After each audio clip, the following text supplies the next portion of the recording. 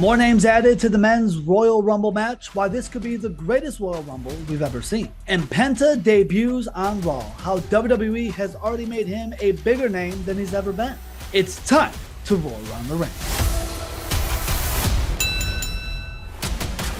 We have more names added to the men's Royal Rumble match, kicking off on Raw with that tremendous segment. Seth Rollins, Drew McIntyre, and CM Punk. It really felt like Raw kind of got back on track in terms of their storytelling and what we're used to seeing under Triple H over the last couple of years, especially leading into the Royal Rumble and WrestleMania. That debut on Netflix kind of felt like a corporate meeting when the bosses are in town and you got to kind of get away from the norm and show off for the bosses. Here's our biggest stars and here's what you think we do on a week in and week out basis. And now we get back to what we actually do on the week in and week out basis with the storytelling. And that's exactly what this opening segment was. And then on SmackDown, Rey Mysterio declaring for the Royal Rumble himself. They joined John Cena, Roman Reigns, LA Knight, Jey Uso, top to bottom. This is an absolutely stacked lineup for the Royal Rumble match, and it's got to be one of the most intriguing Royal Rumbles we've seen in a very long time because there is no clear-cut winner, at least from who's declared so far. In the last couple of years, as great as Cody Rhodes' story was in finishing the story last year, absolutely amazing. But in terms of the Royal Rumble match itself on the men's side, it felt obvious that Cody was going to win. And that kind of takes away from the, at least the hype around the Rumble, because this year you can give me a reason why Roman Reigns should win. You can give me a reason why John Cena should win in his farewell tour. You can give me a reason why Seth, Drew, or CM Punk, any of those guys could be involved in a world title match. And we're not even talking about the potential returns or surprise appearances for this Royal Rumble match. With Roman Reigns, could The Rock be a surprise entrant to kind of rob him and try to get his match with Cody? I mean, usually leading into the Rumble match, we're doing math and we're talking about, okay, how many names have declared? How many spots are open? Okay, so there's this many spots open for a surprise. I don't find myself doing that this year. I find myself a lot more intrigued with the names I do know than the names I don't. And that's why this could easily be the greatest Royal Rumble that we've seen in a long, long time. And now I'm not talking about the greatest Royal Rumble pay-per-view in Saudi Arabia that has Braun Strowman hiding that green belt somewhere. I'm talking about the actual greatest Royal Rumble. I compare this to like a 2001 Royal Rumble, peak Attitude Era, the biggest stars leading into the greatest WrestleMania we've seen with Stone Cold Steve Austin and The Rock and all those names in that. That's what it feels. It feels like the peak of this era with the biggest stars in this and the stories that could be told within them. I'm a lot more intrigued in this in terms of who could win and the stories that could be told and the WrestleMania matches that could be built off of this Rumble match, maybe for a John Cena or someone else, a lot more than the returns, which is why this Royal Rumble match is something to be seen and could be the greatest that we've ever seen. And Penta debuts on Raw, the perfect first opponent in Chad Gable, someone we call a modern day Kurt Angle. And no, not just because of his look and his personality, but his in-ring ability is top notch, as good as it gets in the business. And it was a perfect way to kind of display what Penta is all about in the ring. And within 24 hours in WWE, he's already a bigger star than he was in 5 years in AEW. I mean, he's talking about ESPN the next day posting a video about him and George Kittle from the San Francisco 49ers. Penta is being treated like a huge free agent signing that he actually is by WWE. You're talking about a guy in AEW that was always stuck in a tag team or a trios. He was never involved in a main title picture within his 5 years. And again, in the opening 24 hours, I mean, Michael Cole called him the greatest luchador of all time. Penta made him forget about Rey Mysterio and the fanfare that's surrounding him, the promo afterwards,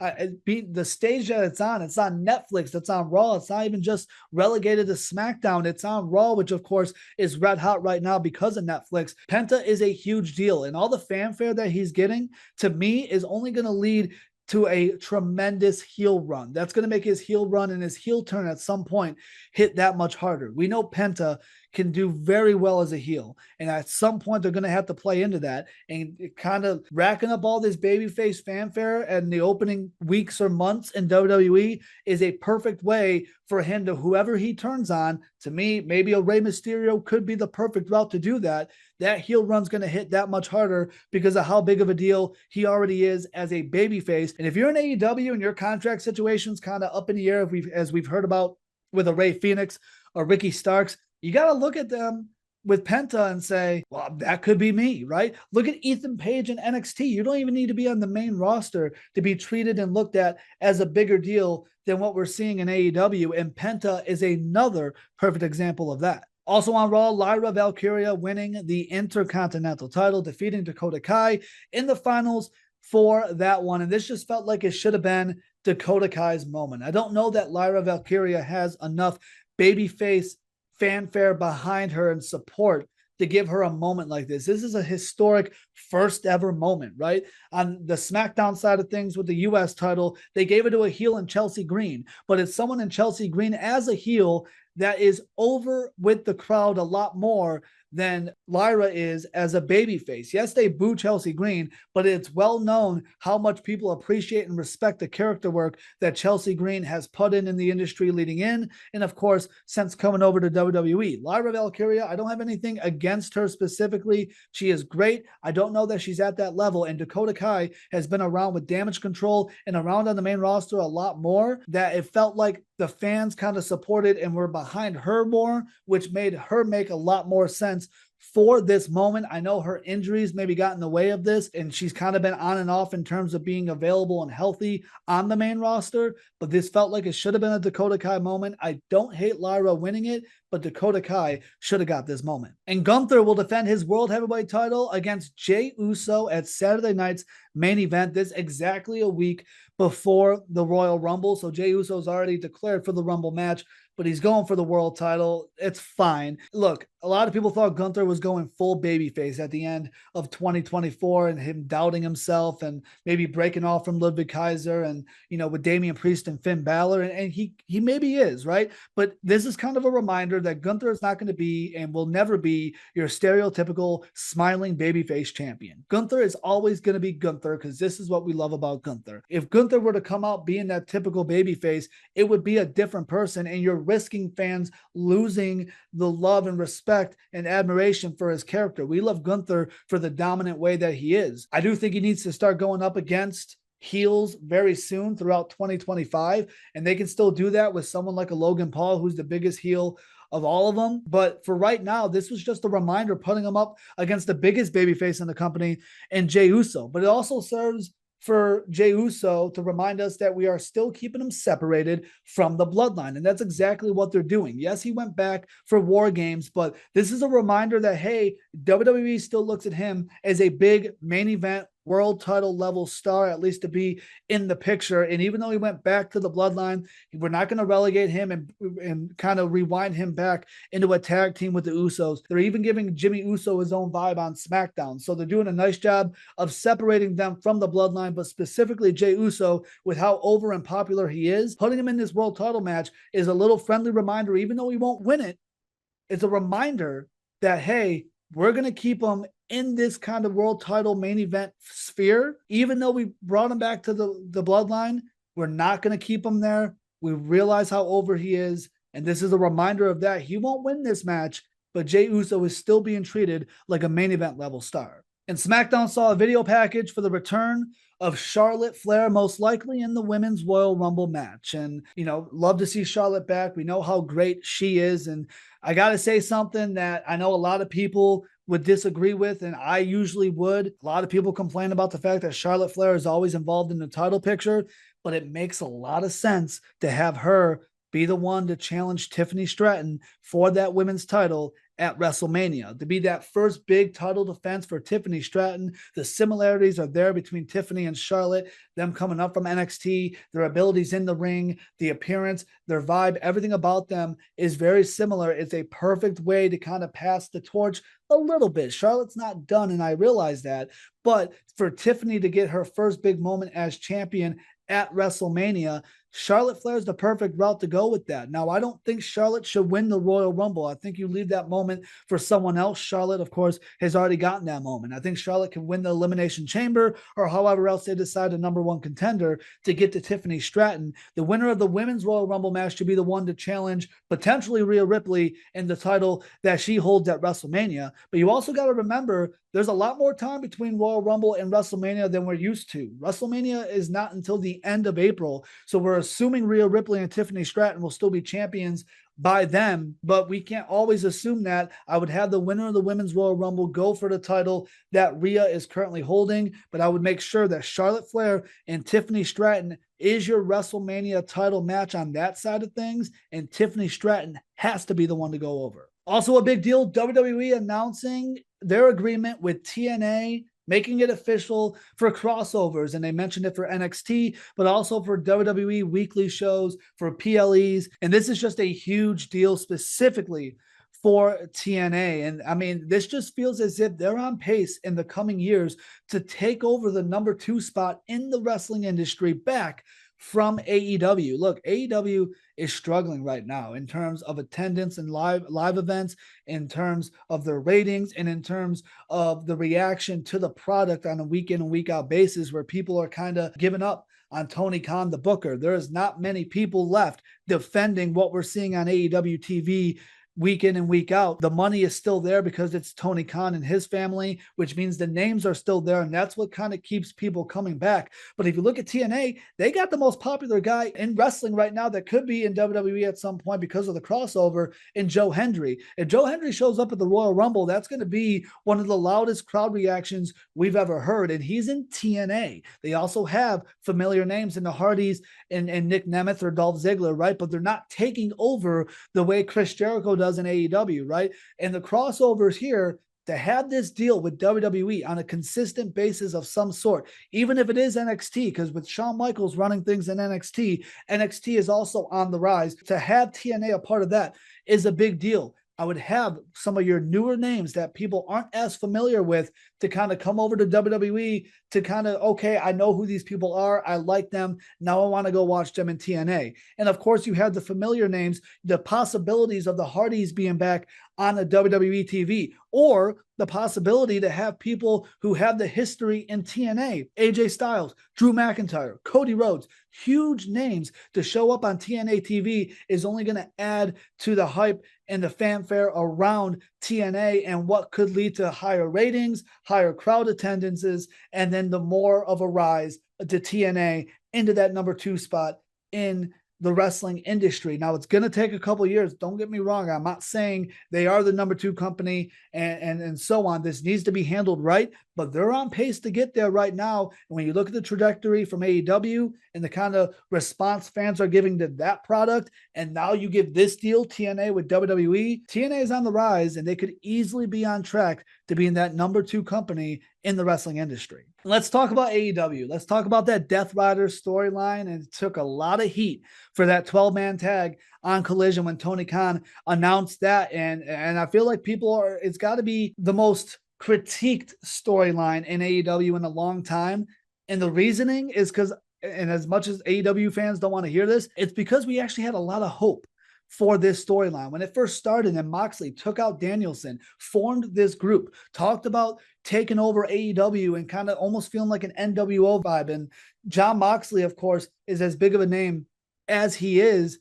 It felt as if this could work. I compared it to JBL's title reign in 2004, and leading up to World's End, it was on track to look like that. It was one feud after the other. And then it just feels like Tony Khan got a little too excited in terms of people actually being into this storyline, that he started to overbook it. And now we're getting way too many names in here. We're not finishing stories, and we've kind of lost sight of where we're going. We don't know who the final boss is for this storyline with Moxley. Are we still to assume it's a Bryan Danielson? Because Christian Cage has a Money in the Bank style contract. Adam Copeland's a huge name, and there's about 4 other guys that have been involved in the story with Moxley for that world title, and that story hasn't been closed. We haven't seen Darby Allin, Jay White, Orange Cassidy. I mean, all these guys have all been involved, and now we're just inserting more names, and now it's just getting way too crowded around this Moxley title reign for us to really make sense of it. If you look at that final year of Roman Reigns' run, we all knew that final boss was Cody Rhodes, but in the meantime, they kept Cody Rhodes away from Roman, and Roman went one by one telling legitimate stories for a month or 2 at a time with other names.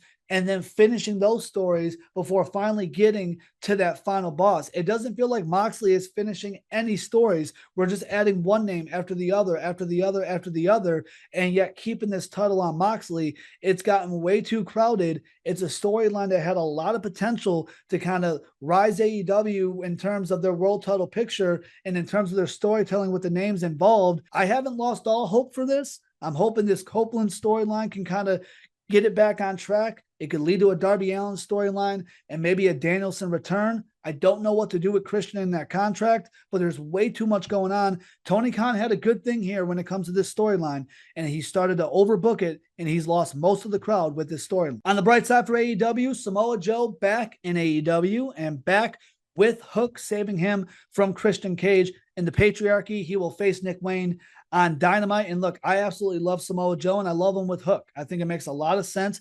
An older brother, almost father figure vibe, especially with his connection and history with Taz. It does a lot for Hook. Hook was that guy that was that young punk kid that was really talented and strong. He's Taz's son, and he really hasn't told much outside of that in his character work. And this Samoa Joe relationship, that gives him another elevated storyline to kind of progress on to something else and make us care about him a little more than we have over the last 6 months or so. And Samoa Joe gives him that. Now, for Samoa Joe himself, I feel like there could have been a couple other storylines that he would have returned and would have made a little more sense and a little more of an impact. He would have been a perfect challenger for Moxley if there wasn't so much going on with Moxley wanting to take over the company. Samoa Joe's the perfect guy to kind of defend the company. But I'm looking at that Collision Texas death match between Adam Page and Christopher Daniels. And I feel like that could have made a lot of sense with Samoa Joe's history with Christopher Daniels. We know the respect he has, the history they have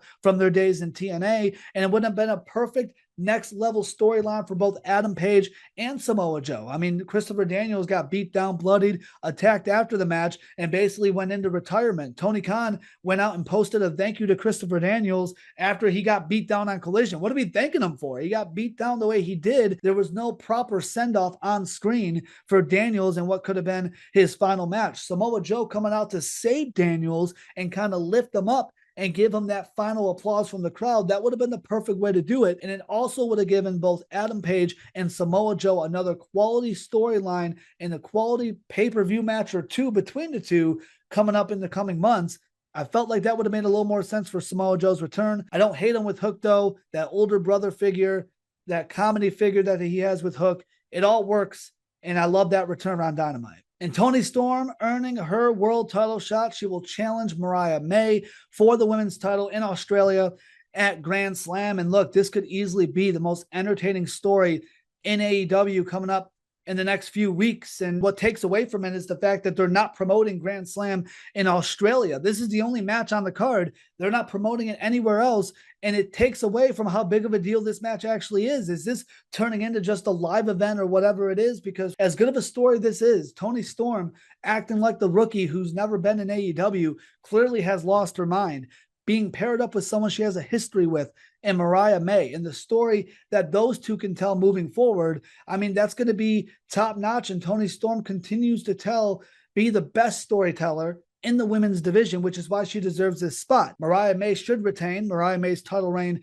has been treated well so far, and this is another good way to continue it on, but it also adds to Toni Storm's character because it's only going to frustrate Mariah May even more when Toni Storm loses and acts like the rookie who fell just short, and again, acts like she does not have this history with Mariah May. But why they're not promoting this pay-per-view is beyond me. For them to be in Australia, it's less than a month away. And we're talking about Revolution more than we're talking about Grand Slam. This is the only match on the card. And for right now, at this very moment, it takes away from this match to be the only match on a pay-per-view that's not even being promoted right now. So got to figure that out. But for right now and for what it is, Toni Storm and Mariah May are going to be telling some fantastic stories moving forward. And on Collision, we saw the official breakup, we think, of the Acclaimed. Anthony Bowens choosing Billy Gunn over Max Caster. And for what it is, and I mentioned it a couple weeks ago, I don't have a lot of faith in either Bowens or Caster not being in the Acclaim, not being in a tag team and kind of surviving on their own,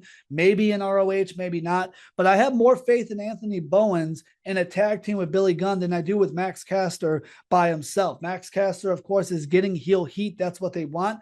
But I don't know that people care about Caster as a heel the way they would need to for him to survive outside of this Bowens story. People know and love Billy Gunn, and Anthony Bowens is a very lovable figure on TV. So to have those two together, that's a tag team that can survive without Caster and kind of tell some stories, nothing major, within the tag team division, and at least survive as a tag team throughout 2025 without getting irrelevant too quick, because the Scissor King is still over. The scissoring gimmick is still over, and Billy Gunn will forever be over. So that's kind of the edge that Bowens has. I don't know that Caster has a lot of legs as a heel outside of this Bowens story. So it's going to be interesting to see how they treat that moving forward. I have a lot more faith in Anthony Bowens and Billy Gunn together. I'm surprised they move forward with the breakup. I don't know if they keep this permanent. I would still inch towards having one match between the two and then somehow afterwards lead to the Acclaim getting back together very quickly. I think that's in the best interest of both Bowens and Caster going on for the foreseeable future. Roar Around the Ring is available every week. Find us on YouTube at Roar Around the Ring. I'm Justin Valentine. We'll talk to you guys very soon.